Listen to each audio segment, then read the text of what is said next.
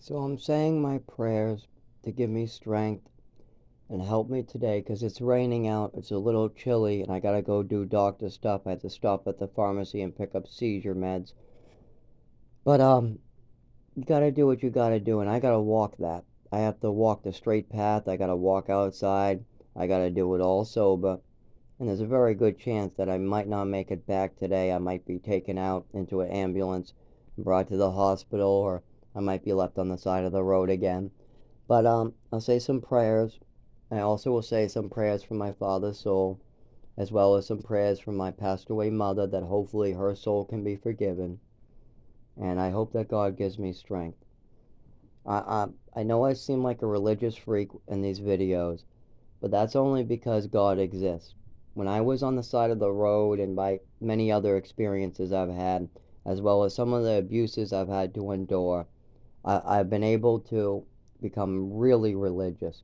I mean, I have a spiritual relationship with my higher power like no other. I see the suffering on this earth, and I know I can make a difference. But please, people, say a prayer, ask for guidance, look into yourself and see what you can do better, like I did. But I'll continue doing that. I do it every day. You always got to look into yourself and you got to try to help others. I mean, it's just that simple.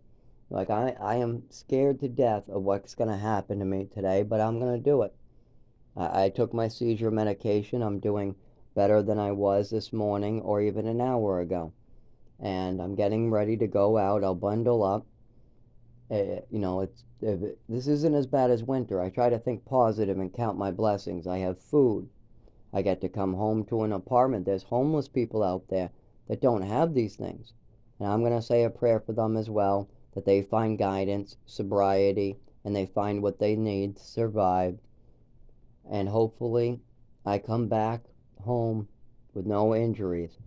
Now, there are people around me that could give me a ride, but they don't want to because they're too busy, drinking, having their good times. And I understand that's not their responsibility to give their son who has seizures a ride. And it's not my friend's responsibility. They have kids. They have kids of their own. My coworkers and friends, they got their own stuff going on. What I need is to fix this neurological disorder so I can drive myself. But until then, until the day that my father admits that his second wife had a problem and that this is real, until that day happens, I'll just have to go out into the rain and chance it. And that's what I'm going to do today. I'm going to go out into the rain. I'm going to go see my doctor. I'll go pick up the stuff at the pharmacy.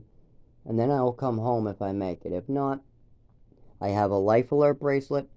I have another red bracelet. Actually, I'll show you that red bracelet that I use that has doctor's orders right now. I wear that. I'm strapping it to my leg right now. I'm going to do these things, and hopefully, if I have a seizure, the bracelets go off, call an ambulance for me. Hopefully, no cars squish my head or arms, and I'll get to the emergency room, and then they'll give me benzodiazepam like they normally do. The doctors will tell me I had a seizure again, and then I'll be released. Or sometimes I'm not in a good spot and nobody sees me, and if the bracelet doesn't go off, I'll be left out there. But I thank God for my blessings. Thank God we have technology that I can strap to my leg and call for an ambulance. Because I can't dial a phone after my seizures. I can't dial a phone. My nerves don't work after these seizures. I can't really talk really well. I can't move my fingers. I can't move my legs. So thank God we have technology out there that can help people like me. I just wish that we had more family togetherness, family values, because I see these families breaking apart. I really do. I see horrible sons acting like they're spoiled, spending all their parents' money. Meanwhile, I see fathers who have no consideration about their children. I see mothers that have no consideration for their children. I see all families all on addicts and addiction. Like my next door neighbor smokes meth in front of his children. His wife is actually really good, but she's stressed out all the time. I see this. I see people who don't know what's going on with them, like my upstairs neighbor. The mother was trying to get him on Social Security because he just has an anger issue. He has hissy fits. He gets angry. He's in his 20s like me, but he has these angry hissy fits about nothing, about video games, about how he doesn't have enough money and his wife or his girlfriend won't give him pot. And then he has a total mental breakdown because they won't give him his pot. Well, that's not a mental illness. That's somebody who is spoiled and told that, oh, you just need this check. I've met this individual. He can work a full-time job and he can get over that. But he has to spend the work on himself. He has to look into himself and he has to want to get better. Just like my father. My father can reconnect his family. I'm very forgiving. I'm very loving. I have no hard feelings. I just need this dealt with. We need to have a discussion about what was done to me. My father needs to sit down, and it can be in a church pew, it can be in my home, his home as long as I have a ride or somebody else drops me off or somebody else is there just as a witness, then we can even be at his home. But we need to sit down and have a discussion. And one-liners like, oh, that's a lie. Oh, you're making it up. That's not going to get us anywhere. You can't use those one-liners. This is real. It needs to be discussed. You need to connect your family. You need to stop running away from your responsibilities.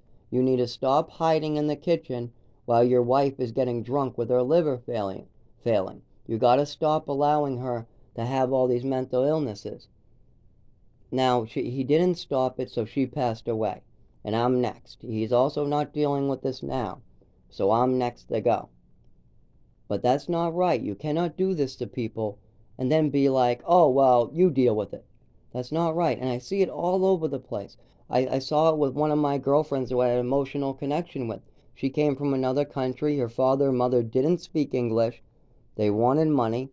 So they abused their child physically, got them loaded up on all these pills, and then they just went and got Social Security. This is very common where adults don't want to deal or they're afraid that they might not be able to handle their responsibilities, so they put it on somebody else. This needs to stop. You need to look into yourself and you need to handle it. I have to go to the doctor's today. I have to hit the pharmacy today.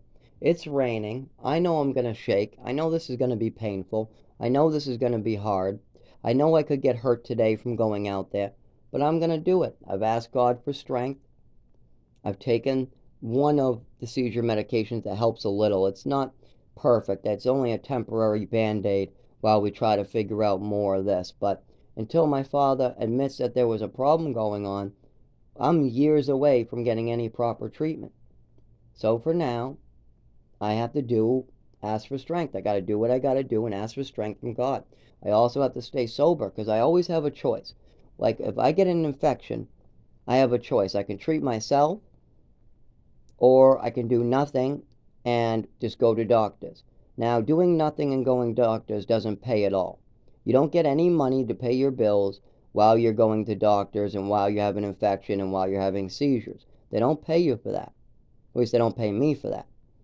But if I was to take and treat myself, then I can go to work and I can continue getting paid.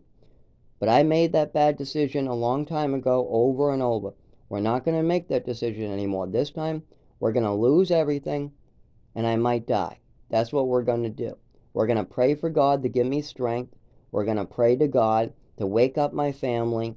We're going to pray to God that somebody in my family starts speaking up about the atrocities that happened to me. That way I can get the medical care I need. And until that day, I'll have to be strong.